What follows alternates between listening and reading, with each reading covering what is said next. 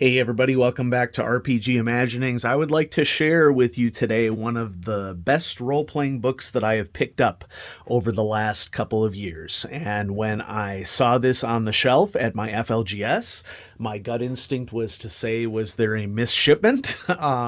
Are we in a general bookstore here? Because you can see we have in front of us the Herbalist Primer by Anna Urbanek. And of course, anybody who understands the term herbalist, that is referring to someone who is interested in learning about common plants and uncommon and rare plants that are located in an area for practical use. But this is indeed a role-playing book, and the idea here is that this is a system agnostic toolkit for game masters everywhere, complete with tips on including the plants in your campaigns and creating new exciting pieces of flora. This is written somewhat to a fantasy bent, but it would very easily be usable in a horror game, such as Call of Cthulhu as well. And so I picked this up off the shelf. I started leafing through it, and some of you in the audience know that I am a biologist by training as well as an educator, and so field guides have always been a book that has been of interest to me, and I've never really owned a plant field guide as a biologist because I'm an animal biologist. My primary areas of emphasis are in ecology, evolution, and mammalogy. My actual degree is in zoology, but those are my concentrations, and so I said to myself, wow, I can kill multiple birds with one stone here.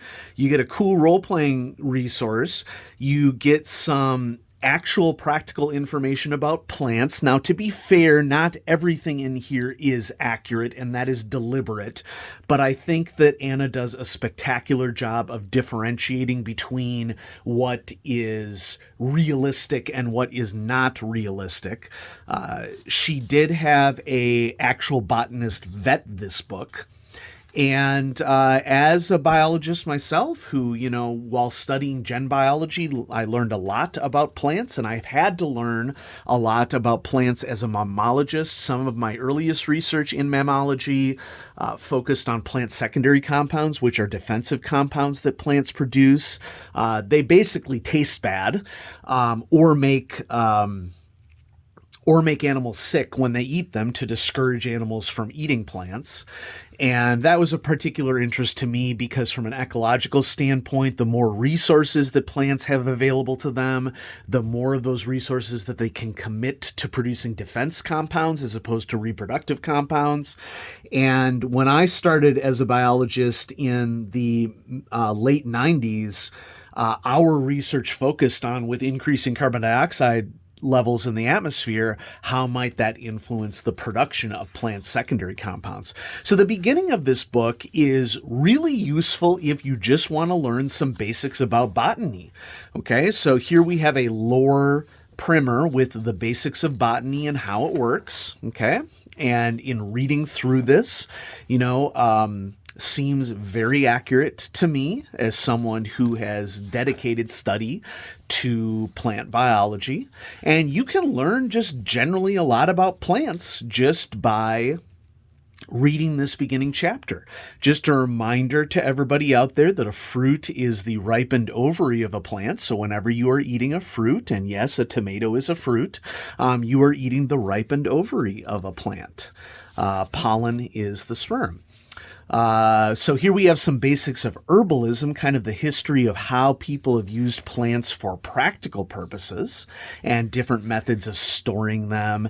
And then we have common terms of herbal medicine. Then we get into some more role-playing aspects of this, which this chapter, Basics of Herbal Magic, could be used in any role-playing game where herbs could make a difference and herbalism would be useful. So whether we're talking about a druid in a fantasy style campaign or a druid in Call of Cthulhu, or, more occult-like aspects, all of this could be a useful role-playing system that could be used in many different role-playing games. And so We have different symbols and signs. These symbols would be really easy to work into an occult-focused game. The book comes with a lovely forest green ribbon, which forest green is my favorite color, and so I would be lying to you if I told you that this color ribbon wasn't a factor in me purchasing the book. And then we get into the actual plant guide itself. And in the plant guide, it, of course, has some lovely artwork related to the plants, what they can be useful for in terms of their medicinal, protective, edible, psychoactive, and poisonous aspects.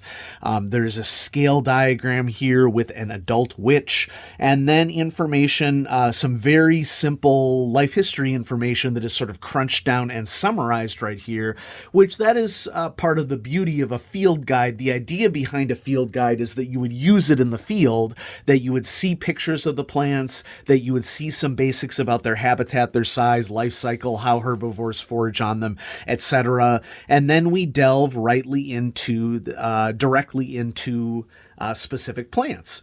We have an AKA section as to what it's also known as. So, for example, aconite with its Linnaean scientific name, two-part Linnaean Latin name. This is also known as wolfsbane or friar's cap. There's a summary here in bold, some references to all the different components that a particular plant will fall into. And so, for example, aconite can be useful for everything except edible. It is not something that you want to be eating. But, basically this is just a 2-page spread for each of these different herbs and how they might be useful in a role-playing campaign. And, I'm not going to show you all the pages, but there are many, many beautiful entries of what you can learn about various different plants. Okay, and this continues on for a huge section of the book. And so this is just all role-playing fodder here, as well as, some basics about botany. But then there are also chapters on practical herbology. And so this section is called the Practical Herbalist. And so here we have what looks like mortar and pestle that you would put up a particular plant in, and then maybe if you are mixing it with salt. And so this goes into anatomy, flavor, different tools that an herbalist might use, equipment, supplies, documentation, storage and transportation, various recipes that you can use with these. Now let's read the beginning here, because I'm pretty sure that these recipes are for role-playing purposes, not for actual life purposes. And looking at the list of recipes, that's almost certainly the case. But let's just go ahead and read the start of this chapter. This chapter covers the basic methods of creating herbal preparations, from the simplest infusions for oral application to incenses and baths used in herbal magic. Each method includes notes on useful preparations representative for the method. Follow the basic instructions using the listed ingredients to produce a batch of a desired preparation. Whenever possible, we have adjusted the recipes for use in field conditions and provided notes on replacing ingredients and modifying recipes depending on availability of tools and supplies. Wonderful. So we have a huge list of recipes here that you can use for various pastes and vinegars and honeys, beers, candles, sachets, pillows, and then we have a chapter on toxins and antidotes for the thief or the Call of Cthulhu player. And so just many, many options, information on gardening and cultivation. There is so much richness here that you can add to your role-playing game using this as a guide. Now we're on to our appendices, tables and other supplementary material. And so we start off with medicinal uses of herbs alphabetized by problem. So if you need an anesthetic, allspice, deadly nightshade, and mandrake would be useful for those. Magical correspondences. Okay, so what aspects of magic are related to different herbs? Astrological correspondences for occult-focused games, perhaps? Okay, we have the language of flowers. What sort of feelings are associated with different flowers? Botanical Latin primer. plant generation tables, adventure seeds, seeds, and then some references.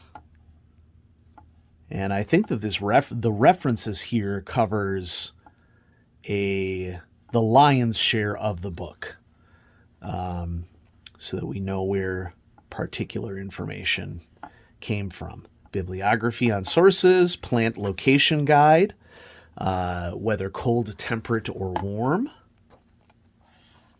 and then a mini picture resource for all the plants located in the book. And so very much in the flavor of a botany field guide. And an index. We love to see a detailed index. A multi-page index is well loved. And so, as mentioned, this book was written by Anna Urbanek. And there's a meaningful story behind this book where basically, like many of us, Anna was sitting there in lockdown. And if I remember the introduction to the book well enough, she basically said, I was in lockdown. I wanted to do something. I started doing research, and then suddenly I decided that I was writing a book. And so officially published in 2021, this is just an awesome resource for multiple different styles of role-playing games. This is the style of source book that I love for a role-playing game, because not only does it contain a lot of wonderful, useful information, whether realistic information or more mystical, magical information, but it is done in the style of a classic real-world text. And so in the style of an Farmer's Almanac, or in the style of a field guide, which I am a huge fan of. And so kudos to my FLGS, because my FLGS will tend to stock Kickstarters that are a little bit more out of the norm in the TTRPG space. And I love that about my FLGS, because it means that had I not seen this in the shelf, I may not have been aware of it. And so it doesn't really surprise me that this is something that was included on the shelf at my FLGS. But I'm glad they did, and this is one of my favorite role-playing books that I've picked up over the last couple of years. And big shout-out to Anna Urbanek. You did a spectacular job with this book, and I hope you're proud of it, because I think that you should be proud of it. And this is an incredibly useful contribution to the hobby. So Anna, thank you. And I'm happy to feature the book on RPG Imaginings to celebrate unique role-playing resources like this, which is what this channel is all about. RPG Imaginings, when I started it, the idea was to get outside the norm, and this is outside of the norm to everybody's benefit. And so yeah, check out the Herbalist Primer by Anna Urbanek. Have a great day, everybody.